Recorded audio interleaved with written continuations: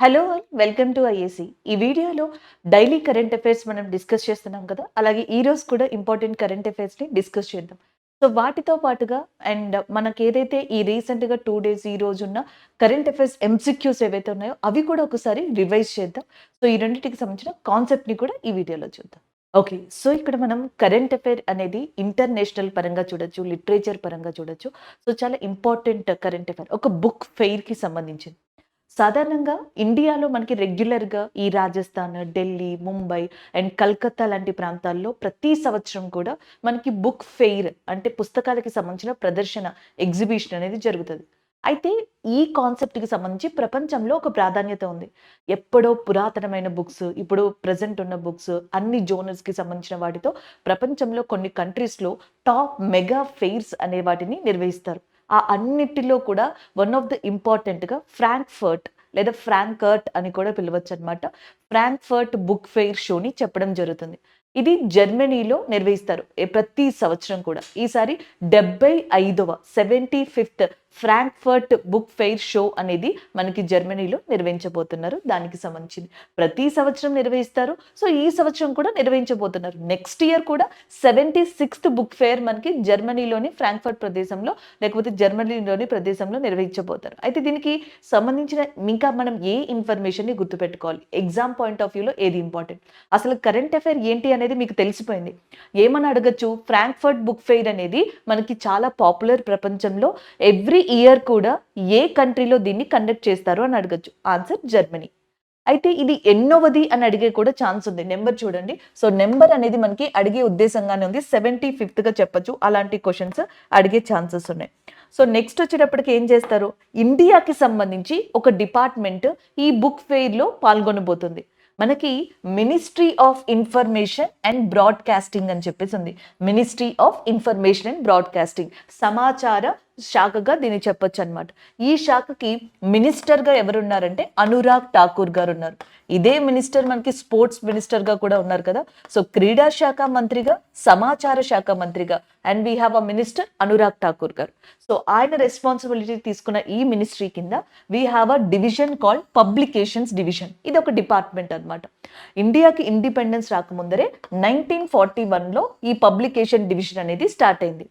So, మీరెప్పుడైనా చూసారో లేదో ఇందిరా గాంధీ గారికి సంబంధించిన స్పీచెస్, జవహర్ లాల్ నెహ్రూ గారు, లాల్ బహదూర్ శాస్త్రి గారు, అటల్ బిహారీ వాజ్పేయి గారు అండ్ ఈవెన్ చెప్పాలంటే మనకి బాబు రాజేంద్ర ప్రసాద్ గారు భారతదేశానికి సంబంధించిన రాష్ట్రపతి భవన్‌లో జరిగే స్పీచెస్, గాంధీ గారికి సంబంధించిన లిటరేచర్‌కి సంబంధించిన ఇన్ఫర్మేషన్, భారత ఆర్ట్ అండ్ కల్చర్‌కి సంబంధించి, హిస్టరీకి సంబంధించిన ఇన్ఫర్మేషన్స్, ఈ బుక్స్ అన్నిటిని కూడా మనకిచ్చేది ఎవరంటే పబ్లికేషన్ డివిజన్.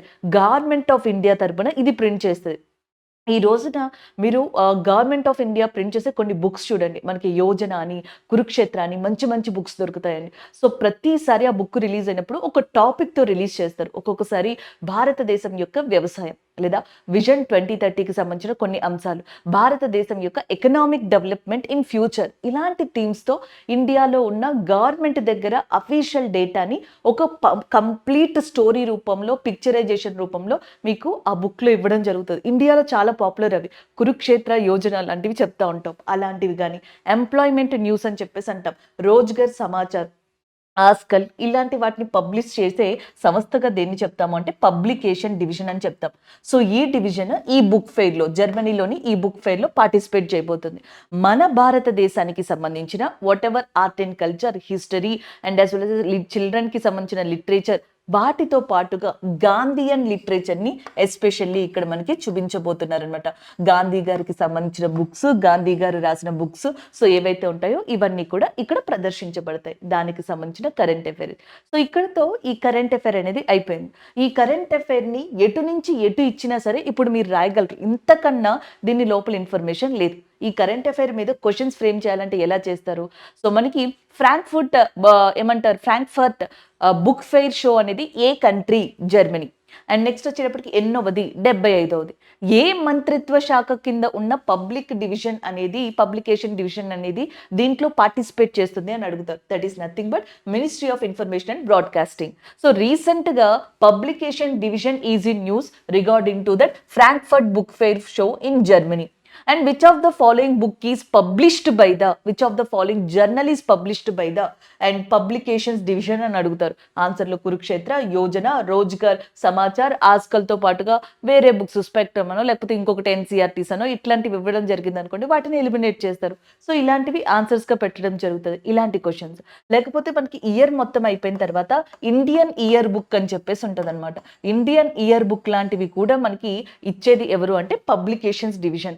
గవర్నమెంట్ నుంచి పర్ఫెక్ట్ ఇన్ఫర్మేషన్ మీకు ఇలాంటి బుక్స్లో కనిపిస్తూ ఉంటుంది. మంచి బుక్స్ అండి ఇవి. ఇలాంటి వాటిని పబ్లికేషన్స్ డివిజన్ మనకి ఎవరి కింద ఉంటుంది, ఇది ఏ డిపార్ట్మెంట్ కింద, ministry of information and broadcasting. Current affair అయిపోయి కొంచెం ఇంకా డిఫరెంట్గా అడగాలనుకోండి, ఎస్పెషల్లీ ఏ లీడర్కి సంబంధించిన బుక్స్ని, లిటరేచర్ని అక్కడ ప్రదర్శించబోతుంది. అందరివి ప్రదర్శిస్తుంది, భారతదేశానికి సంబంధించిన హిస్టరీ, ఆర్ట్ అండ్ కల్చర్. కానీ మనకి న్యూస్లో రావడమే హైలైట్గా గాంధీయన్ లిటరేచర్ని కూడా ప్రదర్శించబోతుంది అని ఇచ్చారు. సో కాబట్టి you have to remember this thing. అయిపోయి నెక్స్ట్ వన్, ఇందులో మనకి జీకే పాయింట్ ఆఫ్ వ్యూ అంటే కరెంట్ అఫైర్స్తో పాటుగా స్టాటిక్ జీకే, హిస్టరీ పరంగా, జోగ్రఫీ పరంగా ఏదైనా అంశాలు ఉంటే అవి కూడా ఇక్కడ రివైజ్ చేయొచ్చు. సో ఇక్కడ స్టాటిక్ జీకే పరంగా ఏముందంటే జర్మనీ యొక్క ఛాన్సలర్ ఎవరు, మనకి ప్రెసిడెంట్, ప్రైమ్ మినిస్టర్ ఎలా అయితే అంటామో వాళ్ళకి వచ్చేటప్పటికి మెయిన్ లీడర్ ఛాన్సలర్. జర్మనీ ఛాన్సలర్గా ఒలెఫ్ స్కోల్జ్ అనే పర్సన్ ఉన్నారు. Olaf Scholz. జర్మనీ యొక్క క్యాపిటల్గా ఏది ఉందండి, Berlin. Berlin is a capital of Germany and currency is nothing but euro. Euro ఏమో currency, capital Berlin and next మనకి ప్రెసిడెంట్గా ఒలెఫ్ స్కోల్జ్ అని చెప్పేసి ఉన్నారు. ఒకప్పుడు యూరోప్లో చాలా గొడవలు జరిగేవి. సో జనరల్గా ఈ మాట అంటూ ఉంటారు చూసారా, చరిత్ర ఎప్పటికీ మనకి ముగిసిపోదు, చరిత్ర తిరగరాయబడుతుంది, history will not end, history will repeat అని చెప్తా ఉంటారు. సో ఇప్పుడు జరుగుతున్న యూరోప్లో గనుక సంఘటనలు చూస్తే మనకి ఏమనిపిస్తుంది, ఒకప్పుడు రెండవ ప్రపంచ యుద్ధం ఇలాగే మొదలై ఉండొచ్చు, మనకి ఫస్ట్ ప్రపంచ యుద్ధం ఇలాగే మొదలై ఉండొచ్చు అనిపిస్తూ ఉంటుంది కదా. First world war, second world war same ఇప్పుడు మనకి ఏవైతే డిస్ప్యూట్స్ జరుగుతున్నాయో అలా చిన్నగా స్టార్ట్ అయినవి. అలాంటి టైంలోనే ఇక్కడ మనకి బెర్లిన్కి సంబంధించిన ఒక ఉదాంతం కూడా జరిగింది. ఈ రెండు ప్రపంచ యుద్ధాలు అయిపోయిన తర్వాత యూరప్లో చాలా కంట్రీల మధ్య యూనిటీ తగ్గిపోయిందనమాట. అలా తగ్గిపోతూ జర్మనీ కంట్రీ ఏదైతే ఉందో దాంట్లో వెస్ట్ జర్మనీ ప్రాంతం మిగిలిన జర్మనీ ప్రాంతంతో సెపరేట్ చేయడానికి ఒక వాల్ని నిర్మించారు. 1961లో వెస్ట్ జర్మనీ ప్రాంతాన్ని మిగతా జర్మనీ ప్రాంతంతో మనకి సెపరేట్ చేయడానికి ఒక వాల్ని నిర్మించారు. దాన్ని మనకి బెర్లిన్ వాల్ అని చెప్పేసి అంటారు. దాని తర్వాత యూరప్లో కొన్ని డిస్ప్యూట్స్, జర్మనీకి సంబంధించి కొన్ని పాలిటిక్స్, వీటన్నిటి వల్ల ఆ బెర్లిన్ వాల్ని కూల్చడం మొదలుపెట్టారు, డిమాలిష్ చేయడం మొదలుపెట్టారు. అది 1989లో అనమాట. ఎప్పుడు స్టార్ట్ అయింది డిస్ట్రాక్షన్ అంటే మనకి బెర్లిన్ గోడ అనేది 1989లో. సో కట్టింది ఎప్పుడు అంటే 1961 ఆ టైంలో ప్రారంభించారు. ఈ మధ్యన యూరప్కి సంబంధించి, మిడిల్ ఈస్ట్కి సంబంధించిన కంట్రీస్ ఎక్కువ వార్తల్లో ఉంటున్నాయి కదా. సో వాటికి సంబంధించి ప్రజెంట్ కరెంట్ అఫైర్నే అడగాలని లేదు కదా. కాబట్టి వాటి యొక్క హిస్టారికల్ ఇంపార్టెన్స్ గుర్తుపెట్టుకున్నారనుకోండి. సో ఇప్పుడు మనకి ఈ మధ్యలో ఈ Israel, Hamas, Turkey, Syria, Azerbaijan, Armenia ఈ కంట్రీస్ ఎప్పుడైనా వచ్చినప్పుడు బై ఛాన్స్ న్యూస్లో బెర్లిన్ వాల్కి సంబంధించి ఒకప్పుడు ఉదాంతం అనేదైనా కరెంట్ అఫైర్ వచ్చింది అనుకోండి, మీకు ఇప్పుడు ఐడియా ఉంటుంది.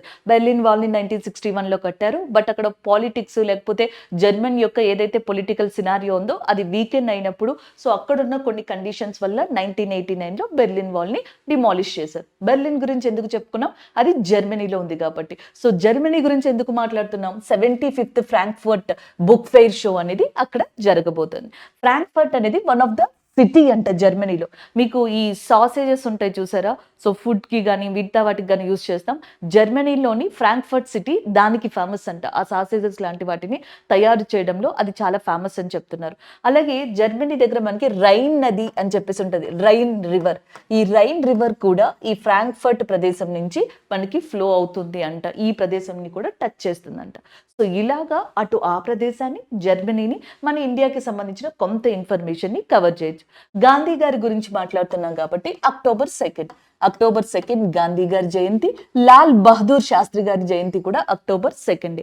ఈవెన్ యునైటెడ్ నేషన్ అది చూసారా, ఐక్యరాజ్య సమితి, ఇదేం చేసింది, గాంధీ గారి యొక్క సిద్ధాంతాలు ప్రపంచంలో చెప్పాలని. ఈయన మెయిన్ సిద్ధాంతం ఏంటి, నాన్ వైలెన్స్. అందుకని ఇంటర్నేషనల్ నాన్ వైలెన్స్ డే, అంతర్జాతీయ అహింసా దినోత్సవాన్ని ఎప్పుడు తీసుకొచ్చింది అంటే సేమ్ అక్టోబర్ 2 తీసుకురావడం జరిగింది. This is all about this current affair. Next one చూద్దాం. సో నెక్స్ట్ కరెంట్ అఫైర్ చూద్దాం. ఈ కరెంట్ అఫైర్ మనకి స్టేట్ వైజ్ కరెంట్ అఫైర్స్లో యూజ్ అవుతుంది, నేషనల్ వైడ్ ఎన్వైర్న్మెంట్ పరంగా కూడా చాలా ఇంపార్టెంట్ అనమాట. అరుణాచల్ ప్రదేశ్ స్టేట్ ఒక నిర్ణయం తీసుకుంది. అరుణాచల్ ప్రదేశ్ రాష్ట్రంలో పులుల సంఖ్యని కాపాడుకోవడానికి, ఉన్న టైగర్స్ యొక్క పాపులేషన్‌ని కాపాడుకోవడానికి స్టేట్ టైగర్ ప్రొటెక్షన్ ఫోర్స్‌ని ఒకదాన్ని ఏర్పాటు చేయనుంది. దానికి సంబంధించి అరుణాచల్ ప్రదేశ్ గవర్నమెంట్ క్లియరెన్స్ ఇచ్చిందనమాట. సో, ఆల్రెడీ మనకి ఈ విషయం గురించి బాగా తెలుసు. ప్రపంచంలో పులుల సంఖ్య అనేది టైగర్స్ యొక్క పాపులేషన్ ఇప్పుడున్న ఎన్వైరన్మెంట్ పరంగా తగ్గిపోతూ ఉంటే, బట్ ఇండియాలో దాని యొక్క population compare to that other countries పెరుగుతా ఉంది. సో, దీంట్లో వన్ ఆఫ్ ద మెయిన్ రీజన్‌గా మనం దేన్ని చెప్పొచ్చు? Project tiger. ప్రాజెక్ట్ టైగర్ అనేది ఇండియాలో ఎప్పుడు స్టార్ట్ అయిందంటే 1973లో 1973లో స్టార్ట్ అయిన ప్రాజెక్ట్ టైగర్ లాంటివి కూడా ఇండియాకి చాలా చేయూతనిచ్చాయి పులుల సంఖ్యని కాపాడుకోవడంలో. అయితే మనకి సెర్టైన్ ఇయర్స్‌కి ఒకసారి ఈ టైగర్ సెన్సస్ అనేది రిలీజ్ అవుతా ఉంటది. 2018లో టైగర్ సెన్సస్ రిలీజ్ అయినప్పుడు అరుణాచల్ ప్రదేశ్‌లో టోటల్‌గా పులుల సంఖ్య 20 ఉన్నట్టుగా చెప్పిందంట. 2022లో అరుణాచల్ ప్రదేశ్ యొక్క టైగర్స్ పాపులేషన్ వచ్చేటప్పటికి 9గా అయిపోయింది. ఆ 9 కూడా ఎక్కడున్నాయంటే నామ్‌దఫా, పక్కీ, కమ్లాంగ్ అనే టైగర్ రిజర్వ్స్‌లో ఉన్నాయన్నమాట. ఈ 3 పులి సంరక్షణ కేంద్రాలు అరుణాచల్ ప్రదేశ్‌కి సంబంధించినవి. మరి ఈ మూడిటిని కాపాడుకోవడానికి, ఆ పాపులేషన్‌ని కాపాడుకోవడానికి special force to protect tigers అనేది అరుణాచల్ ప్రదేశ్‌లో ఏర్పడనుందన్నమాట. దీన్ని అసలు ఎవరు సజెస్ట్ చేశారంటే నేషనల్ టైగర్ కన్జర్వేషన్ అథారిటీ అని చెప్పేసి ఉంది. జాతీయ పులి సంరక్షణకి సంబంధించిన అధికారిక విభాగం ఎన్టీసీఏ అంటాం.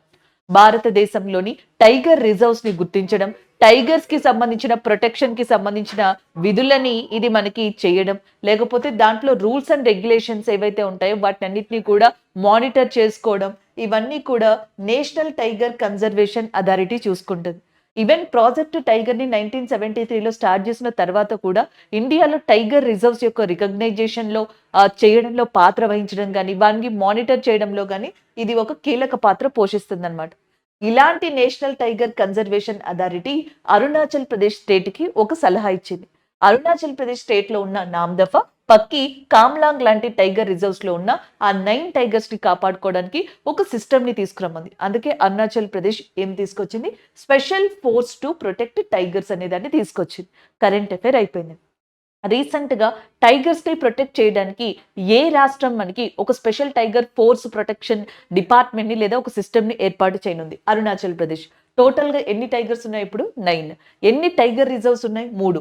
నామ్‌దఫా, పక్కీ, కామ్లాంగ్ అనేవి మనం ముఖ్యంగా చెప్పొచ్చనమాట. ఈ పక్కీ టైగర్ రిజర్వ్స్ అనేవి మనకి ఫారెస్ట్ సెన్సస్ వచ్చినప్పుడు కూడా, ఫారెస్ట్ సర్వే రిపోర్ట్ వచ్చినప్పుడు కూడా వచ్చింది. ఎందుకంటే భారతదేశంలో పులులు ఎక్కువగా తిరిగే అటవీ ప్రాంతంగా కూడా, టైగర్స్ ఎక్కువగా మనకి సర్వైవ్ అయ్యే ఫారెస్ట్ ఏరియాగా కూడా Pakke tiger reserve of Arunachal Pradesh ఒక స్థానాన్ని సంపాదించుకుంది. అలాంటి పక్కీ టైగర్ రిజర్వ్, కామ్లాంగ్, అలాగే నామ్‌దఫా ఈ 3 కూడా ఎక్కడున్నాయి? అరుణాచల్ ప్రదేశ్‌లో ఉన్నాయి. అలా మనం గుర్తుపెట్టుకోవచ్చు అనమాట దానికి సంబంధించింది. అండ్ దీనంతటిని ఎవరు చెప్పారంటే national Tiger Conservation authority. Current affair అయిపోయింది. నెక్స్ట్ వన్, టైగర్స్ డే ఎప్పుడు? ఇంటర్నేషనల్ టైగర్స్ డే, అంతర్జాతీయ పులి దినోత్సవం అనేది మనకి 29th జూలైన జరుపుకోవడం జరుగుతుంది. ఇక అరుణాచల్ ప్రదేశ్ విషయానికి వస్తే, అరుణాచల్ ప్రదేశ్ యొక్క చీఫ్ మినిస్టర్ గా పేమ్ కందు అనే పర్సన్ ఉన్నారు. గవర్నర్ గా వచ్చేటప్పటికి కైవల్య త్రివిక్రమ ప్రణాయక్. సో కైవల్య త్రివిక్రమ్ ప్రణాయక్ ఏమో మనకి గవర్నర్ గాను, పేమ్ కందు అనే పర్సన్ చీఫ్ మినిస్టర్ గా అరుణాచల్ ప్రదేశ్ కి సంబంధించి ఉన్నారు. అరుణాచల్ ప్రదేశ్ లో ఇంపార్టెంట్ ప్రదేశంగా తవాంగ్ అనే ప్రదేశాన్ని చెప్తాం. అండ్ భారతదేశంలో ఓల్డెస్ట్ బుద్ధిజం మానిస్ట్రీ, బుద్ధిజానికి సంబంధించిన పీఠం కూడా అరుణాచల్ ప్రదేశ్ లోని తవాంగ్ ఏరియాలో ఉంది. రీసెంట్ గా Arunachal Pradesh chief minister, governor కూడా ఈ తవాంగ్ సిటీలో ఒక మ్యారథాన్ ని కండక్ట్ చేయడం జరిగిందనమాట. అది రీసెంట్ కరెంట్ అఫైర్ కూడా.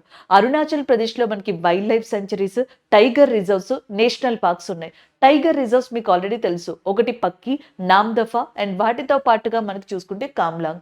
అదే గనక నేషనల్ పార్క్స్ విషయానికి వస్తే Namdapha. Namdapha national park as well as tiger reserve కూడా. అంతేకాదు అరుణాచల్ ప్రదేశ్లోనే లార్జెస్ట్ మనకి నేషనల్ పార్క్ గా నామ్‌దఫాని చెప్తారంట. దాంతో పాటుగా మౌలింగ్, నమేరి, దిహాంగ్ పటకాయ్ అనేవి మనకి అరుణాచల్ ప్రదేశ్లోని important national parks. So Arunachal Pradesh కి సంబంధించిన కొంత బేసిక్ ఇన్ఫర్మేషన్ మన దగ్గర ఉంది.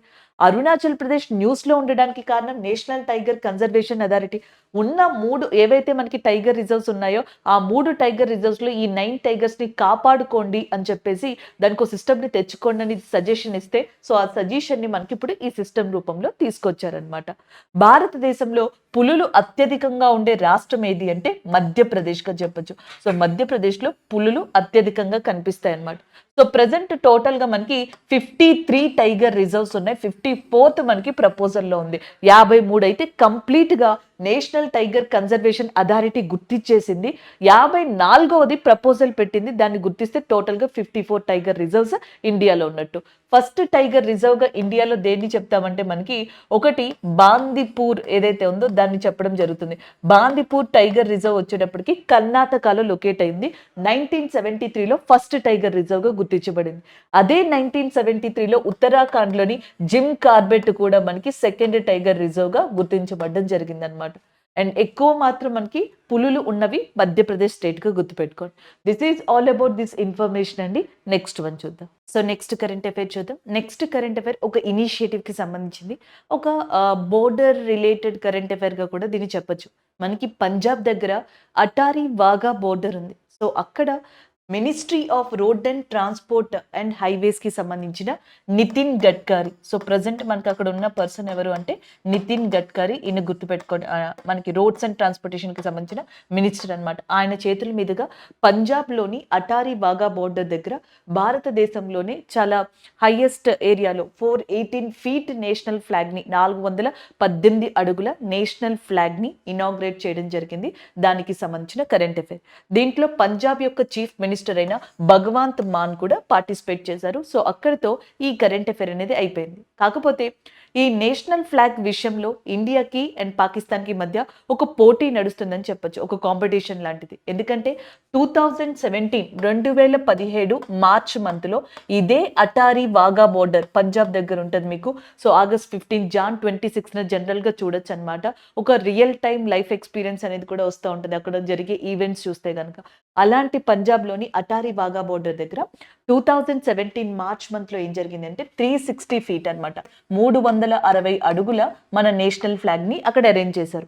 సో దాని కొద్ది రోజుల తర్వాత పాకిస్తాన్ ఏం చేసింది అంటే దాని యొక్క బోర్డర్‌లో అపోజిట్ బోర్డర్‌లోనే పాకిస్తాన్ బోర్డర్ ఉంటది కదా! సో అక్కడ 400 ఫీట్ నేషనల్ ఫ్లాగ్‌ని అది పెట్టింది వాళ్ళ కంట్రీకి సంబంధించి.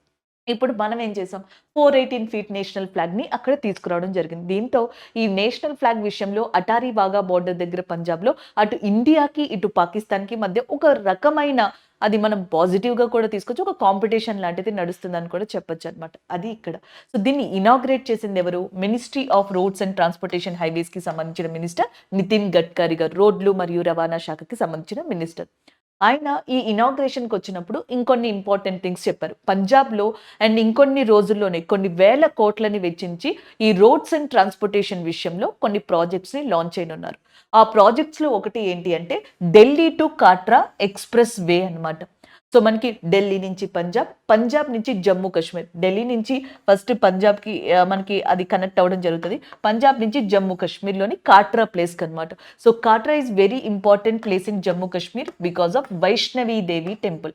వైష్ణవి దేవి టెంపుల్ అనేది మనకి జమ్మూ కాశ్మీర్‌లోని కాట్రా ప్రదేశంలో ఉంది. సో ఢిల్లీ నుంచి ఈ యాత్రని కొనసాగించడానికి ఇక్కడ ఒక ఎక్స్‌ప్రెస్ వేని ఫ్లెక్సిబుల్‌గా మనకి ఇవ్వనున్నారన్నమాట.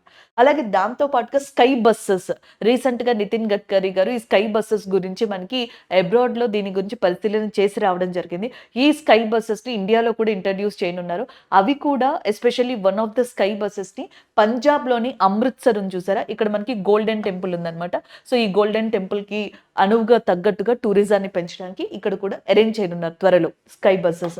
ఒకటేమో ఎక్స్‌ప్రెస్ వే, రెండోది స్కై బస్సెస్ అనేవి రాబోతున్నాయంట. మూడోది చూడండి 1300 మీటర్స్ కేబుల్ స్టెయిడ్ బ్రిడ్జ్ అన్నమాట. ఇండియాలోనే చాలా పెద్ద కేబుల్ స్టెయిడ్ బ్రిడ్జ్‌ని 1300 మీటర్స్‌తో లాంచ్ చేయనున్నారు. అది కూడా బియాస్ నది మీద. పంజాబ్‌లో మనకి బియాస్, రావి, సట్లెజ్ ఈ నదులన్నీ కనిపిస్తాయి. ఈ బియాస్ నది మీద ఎస్పెషల్లీ పంజాబ్‌లో 1300 మీటర్ కేబుల్ బ్రిడ్జ్ అనేది నిర్మించనున్నారు. ఇదేంటంటే పంజాబ్లో 5 ఇంపార్టెంట్ ప్రదేశాన్ని కలుపుతుంది అనమాట. ఒకటి గోల్డెన్ టెంపుల్ ఇన్ అమృత్సర్, అదొక ప్లేస్ అవుతుంది. నెక్స్ట్ కపూర్తలా దగ్గర ఏదైతే మనకు సుల్తాన్పూర్ లోడి గురుద్వారా అని చెప్పేసి ఉంది, అది ఒకటి. నెక్స్ట్ కపూర్తలా దగ్గర ఉన్న ఇంకొకటి, అలాగే కాదూర్ గురుద్వారా అండ్ గోయింద్వాల్ గురుద్వారా, తారా తారన్ గురుద్వారా, ఇవి అన్నమాట.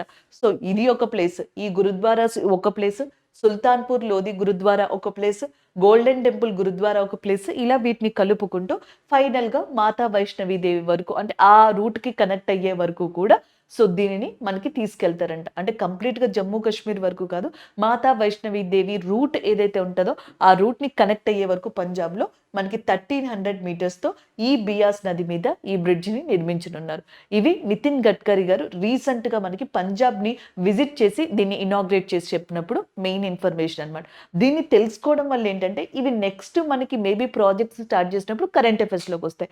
అప్పుడు మీరు పూర్తిగా చదవాల్సిన అవసరం లేదు, ఇక్కడ చదివారు, ఏం ప్రపోజల్స్ మీకు తెలుసు కాబట్టి ఒకసారి ఎంత కాస్ట్ పెట్టి ఇనాగ్రేట్ చేస్తున్నారు, ఎవరు ఇనాగ్రేట్ చేస్తున్నారు అని తెలుసుకుంటే సరిపోతుంది. మన కరెంట్ అఫైర్ నేషనల్ ఫ్లాగ్, అది కూడా దాదాపుగా 418 ఫీట్ నేషనల్ ఫ్లాగ్ ని అటారీ బాగా బోర్డర్ ఎక్కడుంది, పంజాబ్ దగ్గర ఇనాగ్రేట్ చేశారు. ఏ శాఖ మంత్రి అని కూడా అడుగుతారు. 4 ఆప్షన్స్ లో నితిన్ గడ్కరీ, ధర్మేంద్ర ప్రధాన్, భూపేంద్ర యాదవ్, జయశంకర్ సుబ్రహ్మణ్యం ఇలా ఇచ్చి వీళ్ళలో ఎవరు ఇనాగ్రేట్ చేశారని అడుగుతారు. నితిన్ గడ్కరీ గారు దీన్ని ఇనాగ్రేట్ చేయడం జరిగింది. పంజాబ్ చీఫ్ మినిస్టర్ గా భగవంత్ మాన్ ఉన్నారు. పంజాబ్ యొక్క గవర్నర్ గా మనకి బన్వరీలాల్ పురోహిత్ గారు ఉండడం జరిగింది. సో ఇవి టోటల్ గా దీనికి సంబంధించిన కరెంట్ అఫైర్ అండి. సో నెక్స్ట్ కరెంట్ అఫైర్ మనకి ఒక అట్మాస్ఫియర్ లేదా ఎన్వైర్న్మెంట్ కి సంబంధించిందిగా చెప్పొచ్చు. Cyclone Tej. So cyclone Tej అనేది అరేబియన్ సీ దగ్గర మనకి సిచ్యువేట్ అయి ఉంది. ఎక్కువగా ఇది ఇప్పుడు ఏ ప్లేస్ ని ఇండియాలో ఎఫెక్ట్ చేయబోతుంది, దేన్ని ముందుగా హిట్ చేయబోతుంది అని చెప్పేసి భారతదేశ వాతావరణ శాఖ ఇండియన్ మెట్రలాజికల్ డిపార్ట్మెంట్ చెప్పింది. అంటే ముంబైగా చెప్పడం జరుగుతుంది. సో ముంబైని మనకి హిట్ చేయనుంది సైక్లోన్ తేజ్ అన్నమాట. దానికి సంబంధించిందిగా చెప్పొచ్చు. ఏ సముద్రం దగ్గర ఇది ఆరిజినేట్ అయిందంటే అరేబియన్ సీ అన్నమాట. ఈ సైక్లోన్ ని సివియర్ సైక్లోనిక్ స్టార్మ్ గా మారే అవకాశాలు ఉన్నాయని కూడా చెప్పడం జరిగింది ఐఎండి. సో నెక్స్ట్ వన్, ఇది ఇండియాతో పాటుగా ఒమన్ కంట్రీ అలాగే యెమెన్ కంట్రీల మీద కూడా ఎక్కువగా ఎఫెక్ట్ చూపిస్తుందంట. ఇది దానికి సంబంధించిన ఇన్ఫర్మేషన్ అండి. అయితే ఇక్కడ మనం తెలుసుకోవాల్సిన మెయిన్ థింగ్ ఏంటి అంటే, సో భారతదేశం విషయానికి వస్తే ఇటువైపు మనకి బే ఆఫ్ బెంగాల్ అనేది ఉంటుంది, ఇటువైపు అరేబియన్ సీ అనేది కనిపిస్తుంది. అక్టోబర్ మంత్ స్టార్ట్ అవ్వగానే మనకి అక్టోబర్ నవంబర్ మంత్ లో ఇక్కడ మనకి అల్పపీడనాలు ఏర్పడతాయి. లో ప్రెషర్ డిప్రెషన్ ఏరియాస్ అనేవి బే ఆఫ్ బెంగాల్ అరేబియన్ సముద్రంలో ఏర్పడి అవి ల్యాండ్ మీద ఎఫెక్ట్ చూపిస్తాయి సైక్లోనిక్ ఫామ్ లో. అండ్ నెక్స్ట్ వన్, ఎక్కువగా సైక్లోన్స్ ఎక్కువగా డిప్రెషన్స్ ఏర్పడేవి బే ఆఫ్ బెంగాల్ దగ్గర, చాలా రేర్ గా అరేబియన్ సముద్రం దగ్గర ఏర్పడతాయి. అలా అరేబియన్ సముద్రం దగ్గర ఏర్పడిందే మనకి ఇప్పుడు సైక్లోన్ తేజ్ గా ఉంది. సైక్లోన్ తేజ్ అంటే అర్థం ఇక్కడ స్పీడ్ అని చెప్పేసి వస్తుంది, అంటే వేగం. దీనికి పేరు పెట్టింది ఎవరంటే ఇండియాని. సో కొన్ని కంట్రీలు కలిసి ప్రపంచ వ్యాప్తంగా కూడా ఒక సంవత్సరంలో ఇప్పుడు మనకి ఇండియా, బంగ్లాదేశ్ ఇలా కొన్ని కంట్రీలు దాదాపుగా 13 వరకు కూడా 13 కంట్రీలు ఈ ఇండియన్ ఓషన్, హిందూ మహాసముద్రం దాని దరిదాపులో వచ్చే సైక్లోన్స్ కి నేమ్స్ పెడతాయి అనమాట. ఒక సంవత్సరం ఇండియా పెడితే ఒక సంవత్సరం పాకిస్తాన్, ఇంకొక కంట్రీ, అలా రొటేషనల్ వైజ్ గా రావడం జరుగుతుంది. సో ఇప్పుడు ఇండియా ప్రజెంట్ అరేబియన్ సముద్రం దగ్గర వచ్చిన ఆ సైక్లోన్ కి ఈ పర్టికులర్ సిస్టమ్ ని అనుసరించి తేజ్ అని చెప్పేసి పేరు పెట్టింది. నెక్స్ట్ వన్, సాధారణంగా సైక్లోన్ యొక్క స్పీడ్ దాదాపుగా 62 కిలోమీటర్ పర్ అవర్ నుంచి 88 కిలోమీటర్ పర్ అవర్ వరకు నార్మల్ గా ఉంటుంది. దాని తర్వాత గనక దాటినట్టయితే ఇప్పుడు 89 కిలోమీటర్స్ నుంచి 117 కిలోమీటర్ పర్ అవర్ కి సైక్లోన్ స్పీడ్ ఉంటే దానిని సివియర్ సైక్లోనిక్ స్టార్మ్ అని చెప్పేసి అంటారు. ప్రస్తుతం అరేబియన్ సముద్రం దగ్గర ఏర్పడిన తేజ్ సైక్లోన్ ఏదైతే ముంబైని హిట్ చేయబోతుందో దాని యొక్క స్పీడ్ ఆల్మోస్ట్ 87, 88 వరకు ఉండొచ్చు అంటున్నారు. అది ఇంకా తీవ్ర రూపం దాలిస్తే 89కి వచ్చేస్తుంది. 89కి వస్తే దాన్ని ఏ సైక్లోన్ అని చెప్పేసి పిలవచ్చు, సివియర్ సైక్లోనిక్ స్టార్మ్, అంటే తీవ్ర వాయుగుండంగా దాన్ని పిలవడం జరుగుతుంది అనమాట. ఇది ఓవరాల్ గా దీనికి సంబంధించిన ఇన్ఫర్మేషన్ అండి. సైక్లోన్ తేజ్ అనేది రీసెంట్ గా ఏ సముద్రం, అరేబియన్ సముద్రం. పేరు ఎవరిచ్చారు, ఇండియా. ఆ పేరేంటి, స్పీడ్ అని చెప్పేసి వస్తుంది. అలాగే నెక్స్ట్ వచ్చేటప్పటికి ఇంక ఏ కంట్రీలని ఇది ఎఫెక్ట్ చేయనుంది, ఒమన్ అండ్ యెమెన్. సో ఇది ఏ కేటగిరీకి చెందుతుందని ఎక్స్పెక్ట్ చేస్తున్నామంటే సివియర్ సైక్లోనిక్ స్టార్మ్. ఒకవేళ గనక అనుకున్నట్టుగా ఇలా గనక జరిగితే అప్పుడు ఇది సివియర్ సైక్లోనిక్ స్టార్మ్ గా మనం గుర్తుపెట్టుకోవచ్చు. ఒకవేళ నార్మల్ గానే హిట్ చేసింది అనుకోండి ల్యాండ్ ని, అది ఒక వాయుగుండంగా మాత్రమే ఉంటుంది, సైక్లోనిక్ స్టార్మ్ గా మాత్రమే ఉంటుంది. So this is about this current affair అండి. నెక్స్ట్ వన్ చూద్దాం. సరే, ఇప్పటి వరకు మనం కరెంట్ అఫైర్స్‌ని అయితే చూసాం కదా! సో, అలాగే ఎంసీక్యూస్‌ని కూడా ఇక్కడ మనం డిస్కస్ చేసామనుకోండి. సో, మీకంటూ ఒక ఐడియా వస్తది. ఏదైతే మనం బుక్ ఫెయిర్ గురించి మాట్లాడామో దాని రిలేటెడ్ ఎంసీక్యూని కూడా ఇక్కడ చూద్దాం. So, biggest children's book fair in the world అనేది క్వెషన్ అన్నమాట. సో, ఒకసారి క్వెషన్ చూడండి. Biggest children's book fair in the world. So, నార్మల్‌గా మనం ఏం చూసాం? ఇక్కడ ఆప్షన్స్ చూడండి. ఒకటి ఫ్రాంక్‌ఫర్ట్ బుక్ ఫెయిర్ అని చెప్పేసి ఉంది. దీని గురించే కదా మనం కరెంట్ అఫైర్స్‌లో డిస్కస్ చేసుకున్నాం. ఫ్రాంక్‌ఫర్ట్ బుక్ ఫెయిర్ అనేది జర్మనీలో మనకి ప్రపంచంలోనే ఇప్పుడు ప్రెజెంట్ బిగ్గెస్ట్ బుక్ ఫెయిర్‌గా జరుగుతుంది. And that to 75th biggest book ఫెయిర్‌గా జరుగుతుందన్నమాట. సో, దీంట్లో నేను ఒక్క చిల్డ్రన్స్ గురించే చెప్పానా అంటే కాదు. గాంధీ గారి లిటరేచర్ కావచ్చు, ఇండియాకి సంబంధించినవి, ప్రపంచంలోకి సంబంధించినవి అన్ని లిటరేచర్‌కి సంబంధించిన బుక్స్ అన్నీ కూడా అక్కడ ఎగ్జిబిషన్‌లో ఉండడం జరుగుతుంది. ఎగ్జిబిట్ చేయడం జరుగుతుంది ప్రదర్శనలో. సో, కాబట్టి ఎస్పెషల్లీ ఇక్కడ మనకి బుక్ ఫెయిర్ అని చెప్పేసి అడుగుతున్నారు. Children's book fair. కాబట్టి ఫ్రాంక్‌ఫర్ట్ అనే దాన్ని మనం తీసుకోలేం. దీన్ని ఎలిమినేట్ చేయొచ్చు. Next one Kolkata book fair. ప్రపంచంలో present Frankfurt book fair of Germany biggest అయితే అండ్ వరల్డ్‌లోనే సెకండ్ బిగ్గెస్ట్, ఏషియాలో అతిపెద్దది అండ్ ఇండియాలో కూడా అతిపెద్ద బుక్ ఫెయిర్‌గా కోల్కతా బుక్ ఫెయిర్‌ని చెప్పొచ్చు. కానీ ఈ పొజిషన్స్ ఏవైతే ఉన్నాయో ఎవ్రీ ఇయర్ కూడా with respect to the time period, situations, అక్కడున్న కొన్ని పరిస్థితుల్ని బట్టి ర్యాంక్స్ మారిపోతూ ఉంటాయి. ఒకప్పుడంట ప్రపంచంలోనే బిగ్గెస్ట్ బుక్ ఫెయిర్ కింద కోల్కతా బుక్ ఫెయిర్ ఉండేదంట. బట్ ఇప్పుడు మనకి ఫ్రాంక్‌ఫర్ట్ బుక్ ఫెయిర్ అనేది ఫస్ట్ పొజిషన్‌లోకి వెళ్ళింది. ఇది సెకండ్ పొజిషన్‌లోకి వచ్చింది.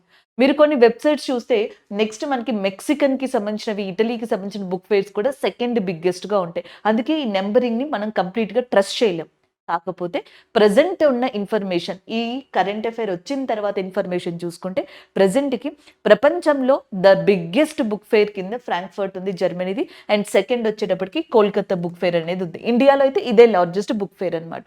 నెక్స్ట్ వచ్చేటప్పటికి గ్వాడలజారా ఇంటర్నేషనల్ బుక్ ఫెయిర్ అని చెప్పేసి ఉంది. ఇది మెక్సికన్‌కి సంబంధించింది, మెక్సికోలోది. అంతేకాకుండా యూఎస్ఏలోనే one of the biggest book fair కింద దీన్ని చెప్పడం జరుగుతుంది. అది ఒకటి. Next one Bologna book fair అని చెప్పేసి చెప్పడం జరుగుతుంది. ఇది చిల్డ్రన్స్ బుక్ ఫెయిర్‌గా కూడా చెప్పొచ్చు అనమాట. అండ్ ఇది ఇటలీలో చిల్డ్రన్స్ బుక్ ఫెయిర్. ప్రపంచంలోనే ఇటలీలో జరిగే the biggest children's book fair కింద దీన్ని చెప్పడం జరుగుతుంది.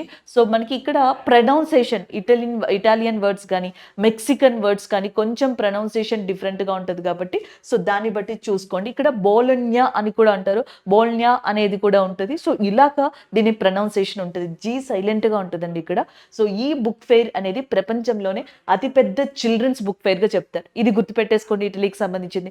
అండ్ ప్రెజెంట్ కరెంట్ అఫైర్‌లో ఉన్నది జర్మనీకి సంబంధించిన ఫ్రాంక్‌ఫర్ట్. ఇండియాకి సంబంధించి బిగ్గెస్ట్ బుక్ ఫెయిర్‌గా దేని చెప్తారండి? Kolkata book fair. సో, ఇది కాన్స్టెంట్ కాదు. బట్ ప్రెజెంట్ కరెంట్ అఫైర్స్ వరకు వాటి యొక్క ట్రాక్ రికార్డ్ చేసుకుంటే ఈ పొజిషన్స్‌లో ఇవే ఉన్నాయి. ఇది మెక్సికన్‌కి సంబంధించిన ఇంటర్నేషనల్ బుక్ ఫెయిర్. ప్రపంచంలో ఇలాంటి బుక్ ఫెయిర్స్ చాలా ఉన్నాయి. ఫర్ ఎగ్జాంపుల్‌కి యూఎస్ఏనే తీసుకున్నారనుకోండి, న్యూయార్క్ సిటీలో బుక్ ఫెయిర్ జరుగుతది.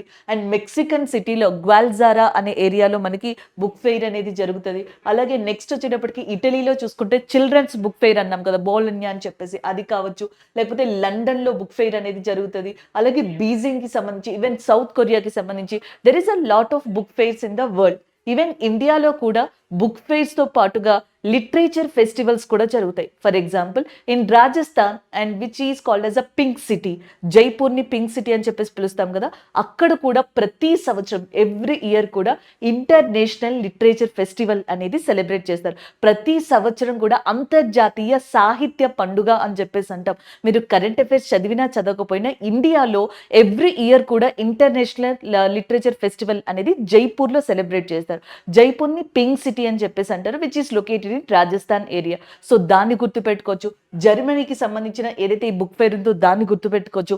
ఇండియాకి సంబంధించిన ఏదైతే కోల్కతా బుక్ ఫెయిర్ అనేది ఉందో సో దాన్ని కూడా ఇక్కడ రివైజ్ చేయొచ్చు. సో, ఇప్పుడు ఏమవుతుంది అంటే ఈ కలెక్షన్ ఆఫ్ కరెంట్ అఫైర్స్ మీద మీకంటూ ఒక అవగాహన వచ్చింది కాబట్టి, మీకంటూ ఇప్పుడు ఒక డేటా ఉంది కాబట్టి, దీని మీద ఒక current affair related MCQs present కానీ దీనికి ముందరిది కానీ అడిగినా మీరు ఆన్సర్ పెట్టగలరు. సో, దీంట్లో ప్రాబ్లం అనేది మీకు రాదనమాట. నెక్స్ట్ వన్ చూద్దాం. ఓకే. సో, నెక్స్ట్ ఇక్కడ ఎంసీక్యూ చూడండి. Biggest tiger reserve in India. భారతదేశంలో అతిపెద్ద పులి సంరక్షణ కేంద్రం ఏది అని చెప్పేసి అడుగుతున్నారు. సో, ఆప్షన్స్‌లో Nagarjuna Sagar Srisailam tiger reserve and Bor tiger reserve, Orang tiger reserve, Pakke tiger reserve అని ఉన్నాయి. ఇప్పుడు మనం అసలు టైగర్ రిజర్వ్స్ గురించి ఇక్కడ మాట్లాడుకోవాల్సి రావడానికి కారణం అరుణాచల్ ప్రదేశ్. అరుణాచల్ ప్రదేశ్‌లోని ఉన్న 3 టైగర్ రిజర్వ్స్‌ని కాపాడుకోవడానికి ఆ స్టేట్ గవర్నమెంట్ ఒక ప్రొటెక్షన్ ఫోర్స్‌ని ఏర్పాటు చేస్తుంది. ఆ అరుణాచల్ ప్రదేశ్‌లో పక్కీ టైగర్ రిజర్వ్ ఉంది. అలాగే నామ్దఫా టైగర్ రిజర్వ్, కమ్లాంగ్ టైగర్ రిజర్వ్స్ ఉన్నాయి. కాబట్టి ఇది కాదనమాట. ఒకవేళ ఉంటే అక్కడే మనం డిస్కస్ చేసుకునే వాళ్ళం కదా! ఇదే లార్జెస్ట్ టైగర్ రిజర్వ్ అని. ఇది కాదు. Next one Orang tiger reserve అని చెప్పేసి ఉంది. ఒరాంగ్ టైగర్ రిజర్వ్ అనేది అస్సాంలో లొకేట్ అయింది. ఇదే అస్సాంలో మనకి మానస్ టైగర్ రిజర్వ్ అనేది కూడా లొకేట్ అయింది. మానస్ పులి సంరక్షణ కేంద్రం, ఒరాంగ్ పులి సంరక్షణ కేంద్రం ఇవన్నీ అస్సాంలో ఉన్నాయి. బోర్ టైగర్ రిజర్వ్ అనేది మనకి మహారాష్ట్రలో లొకేట్ అయింది. ఉన్న అన్ని టైగర్ రిజర్వ్స్లో భారతదేశంలోని అన్ని పులి సంరక్షణ కేంద్రాల్లో స్మాలెస్ట్ టైగర్ రిజర్వ్గా, చాలా అతి చిన్న పులి సంరక్షణ కేంద్రంగా దేని చెప్తామంటే బోర్ టైగర్ రిజర్వ్ని. సో బిగ్గెస్ట్ టైగర్ రిజర్వ్ లేదా లార్జెస్ట్ టైగర్ రిజర్వ్గా Nagarjuna Sagar Srisailam tiger reserve which is located in Andhra Pradesh ఏరియాగా చెప్పడం జరుగుతుంది. సో ఇది కరెక్ట్ ఆన్సర్ అవుతుంది. సేమ్ ఈ tiger reserves related topic, current affair topic ఉంది కదా, దాని రిలేటెడ్ ఎంసీక్యూ ఇంకొకటి చూద్దాం. Which is not big cat alliance, which is not in big cat alliance అని చెప్పేసి అడుగుతున్నారు. సో బిగ్ క్యాట్ అలయన్స్ అనే దాన్ని మనకి తీసుకొచ్చింది ఇండియానే. సో ఇది ప్రపోజల్ తీసుకొచ్చింది, దీన్ని ఎస్టాబ్లిష్ చేసింది ఏ కంట్రీ అని అడిగితే ఇండియా. 2023 ఏప్రిల్లో దీన్ని తీసుకొచ్చింది. ఎందుకు 2023 ఏప్రిల్లో దీన్ని ప్రపోజ్ చేసింది అంటే 1973లో మనం ప్రాజెక్ట్ టైగర్ని చేసాం కదా.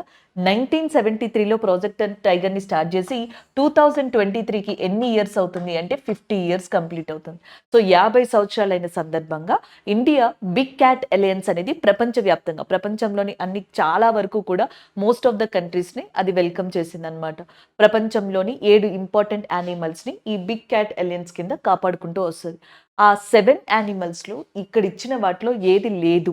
ఒకటి tiger, snow leopard, jaguar, hyena. So hyena ఏదైతే ఉందో హైనా అనేది లేదనమాట. సో ఈ 3 ఆల్రెడీ బిగ్ క్యాట్ అలయన్స్లో ఉన్నాయి. వాటితో పాటుగా లయన్ ఇంకొకటి ఉందన్నమాట. దాంతో పాటుగా లెపర్డ్ ఏదైతే ఉంటుందో అది, అండ్ నెక్స్ట్ పూమా అనేది, జాగ్వర్ అంటాం కదా, సో జాగ్వర్ అనేది ఉంది.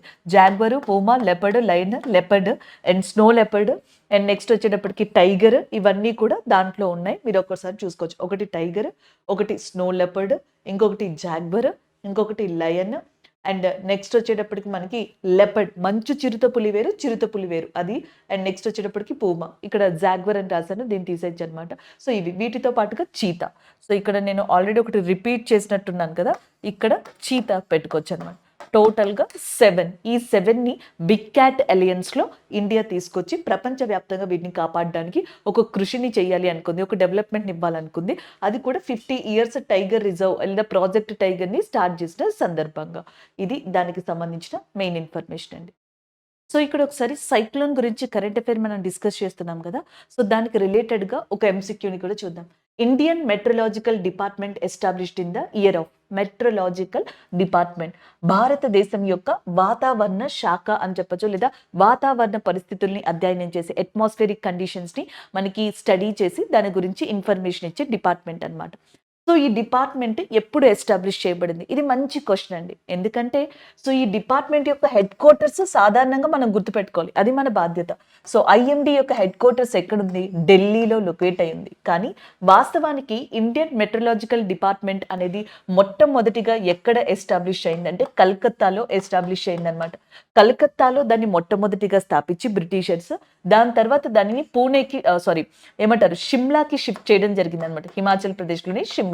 సో దాని తర్వాత పూణేకి షిఫ్ట్ చేశారు. పూణే తర్వాత ఢిల్లీకి షిఫ్ట్ చేయడం జరిగింది. అలా మార్చారు. సో ఫైనల్గా ఇప్పుడు ఐఎండి హెడ్ క్వార్టర్స్ ఎక్కడుంది? ఢిల్లీలో లొకేట్ అయింది.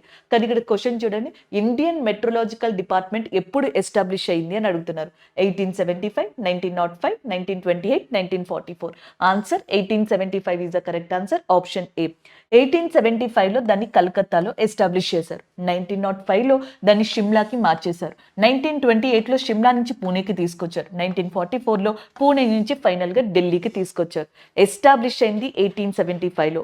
First headquarters Calcutta and present headquarters Delhi. What is meteorological department? వాతావరణం గురించి అధ్యయనం చేసే శాస్త్రం. అట్మాస్ఫియరిక్ కండిషన్స్ ని చెప్తుంది అనమాట.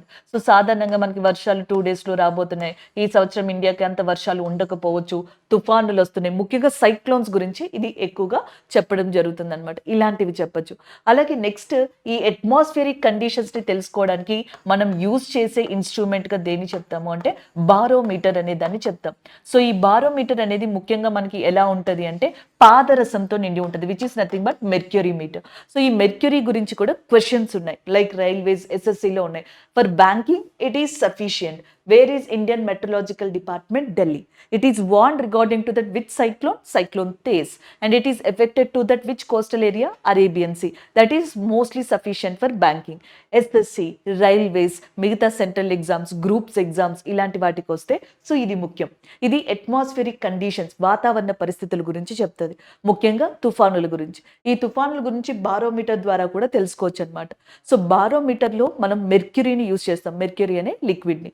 సో ఈ మెర్క్యూరీ లిక్విడ్ కనుక సడన్ ఫాల్ అయిపోయింది అనుకోండి, సడన్ గా గనుక ఇది కిందకి వెళ్ళిపోయింది అనుకోండి, సైక్లోన్ కానీ వాతావరణంలో ఏదో పెద్ద అలజడి రాబోతుంది అని అర్థం అనమాట. సడన్ డిస్టర్బెన్స్ జరుగుతుంది అని. ఇది స్లోగా రైజ్ అవుతా ఉంది అనుకోండి, సో దట్ స్టేబుల్ కండిషన్లో ఉంది అని అర్థం, దానివల్ల ప్రాబ్లం ఏం లేదని ఇలా కూడా చెప్తారు. మెర్క్యూరీ అనే దాన్ని, పాదరసంని దేని నుంచి తీసుకుంటారు అని అడిగారు అనుకోండి, సినాబార్ అని చెప్పేసి ఉంటుంది. ఈ సినాబార్ అనే దాని నుంచి తీసుకుంటాం.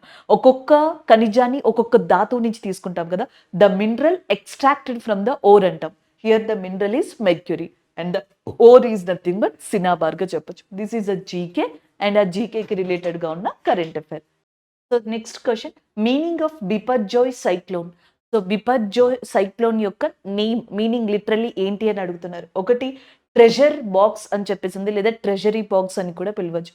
ట్రెజరీ బాక్స్ అని ఏ సైక్లోన్ కి పేరు అంటే మాండస్ అనే సైక్లోన్ ఉంది. మాండస్ అనే సైక్లోన్ కి నేమ్ ఇచ్చిన కంట్రీ ఏది అంటే యుఏఈ, అరబ్ ఎమిరేట్స్. మాండస్ అనే తుఫాను 2022 డిసెంబర్ మంత్లో వచ్చిందనమాట. దీనికి ట్రెజర్ బాక్స్ అని చెప్పేసి పేరు పెట్టింది. ఇది ఇండియాలో తమిళనాడు లాంటి ప్రాంతాలని ఎక్కువగా ఎఫెక్ట్ చేసింది, bay of Bengal side. Next speed.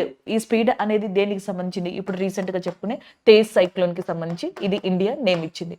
Next one Biparjoy. Biparjoy అంటే అర్థం కెలామిటీ, విపత్తు అని చెప్పేసి. సో దీనికి ఎవరు పేరు పెట్టారంటే బంగ్లాదేశ్ పేరు పెట్టడం జరిగింది. అయితే ఇక్కడ కనిపిస్తున్న బిపర్జోయ్ కావచ్చు, స్పీడ్, తేజ్ కావచ్చు, ఈ రెండు సైక్లోన్స్ కూడా ముఖ్యంగా అరేబియన్ సీ దగ్గర ఆరిజినేట్ అయినవి. అలాగా ఈ క్వశ్చన్ని చెప్పొచ్చండి. నెక్స్ట్ వన్ చూద్దాం. సో ఆల్రెడీ మనం ఇందాక ఇండియన్ నేషనల్ ఫ్లాగ్ కి సంబంధించిన కరెంట్ అఫైర్ చూసాం కదా, దాని related MCQ. So which country flag similar to Indian flag? ఈ క్వశ్చన్ ఎందుకు అంటే, సో సాధారణంగా మనకి ఇండియన్ ఫ్లాగ్ ని పింగళి వెంకయ్య గారు ఎవరైతే ఉంటారో, who design this Indian national flag అని అడిగితే పింగళి వెంకయ్య గారు దీన్ని డిజైన్ చేయడం జరిగింది. అది ఆల్రెడీ మీకు తెలుసు. అలాగే నెక్స్ట్ మన ఫ్లాగ్ రేషియో ఎలా ఉండాలి? What is the ratio of Indian flag? 3:2. ఏ షేప్లో ఉండాలంటే రెక్టాంగ్యులర్. సో రెక్టాంగ్యులర్ షేప్లో మనకి 3:2లో ట్రై కలర్ ఏదైతే ఉంటుందో, కాషాయం కావచ్చు, వైట్, గ్రీన్, సో మనకి సాఫ్రాన్, వైట్, గ్రీన్ కలర్లో 3:2 రెక్టాంగ్యులర్ షేప్లో పింగళి వెంకయ్య గారు దీన్ని డిజైన్ చేశారు. మధ్యలో మనకి అశోక చక్ర అనేది కూడా కనిపిస్తూ ఉంటుంది. ఆ dharma wheel which is called Ashoka Chakra, అది కూడా మన నేషనల్ ఫ్లాగ్లో రిప్రజెంట్ అవుతుంది. సేమ్ మన నేషనల్ ఫ్లాగ్ లాగే రిప్రజెంట్ చేసే ఇంకొక కంట్రీ నేషనల్ ఫ్లాగ్, రెండు ఇంచుమించు ఒకేలా ఉంటాయి. అది పాకిస్తానా, ఐర్లాండా, బంగ్లాదేశా, జర్మనీనా అని అడుగుతున్నారు. సో ఆన్సర్ వచ్చేటప్పటికి Ireland is the correct answer. Almost Indian యొక్క ఫ్లాగ్ తో సిమిలర్ గా ఏ కంట్రీ ఫ్లాగ్ మీకు కనిపిస్తుంది అంటే ఐర్లాండ్ ఫ్లాగ్ కూడా ఇంచుమించు అలాగే కనిపిస్తుంది అనమాట. అండ్ మన ఫస్ట్ గా మన ఇండియన్ నేషనల్ ఫ్లాగ్ ని మన కంట్రీలో కాకుండా other than that India, our country national flag is hoisted in that other country. అంటే మనకి ఇంకొక కంట్రీలో కూడా ఫ్లాగ్ చేయడం జరిగిందనమాట. అది ఏ కంట్రీ అంటే జర్మనీ. జర్మనీలో 1907లో అనమాట మనకి మేడం బికాజీ కామా గారు ఎవరైతే ఉన్నారో, సో ఆమె దీనిని ఇవ్వడం జరిగింది, అక్కడ లాంచ్ చేయడం జరిగింది. సో అలా కూడా జర్మనీ గురించి చెప్పొచ్చు. This is all about this current affair. Next one చూద్దాం.